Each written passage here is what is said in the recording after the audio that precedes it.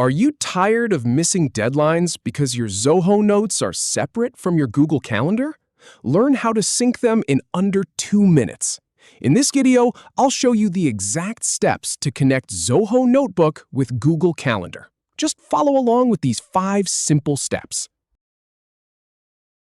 First, click the 3-dot icon next to the calendar to open the More Options menu. Then, from that menu, select Get Add-ons to browse available extensions.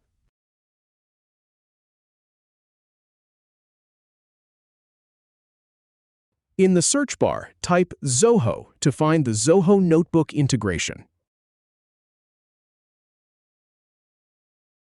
Once it appears, go ahead and click the Install button.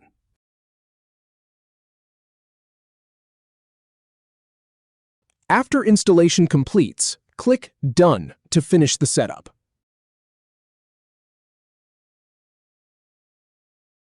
If you have any feedback or if any info is inaccurate, please leave a comment below. We'll do our best to answer or redo the video if needed.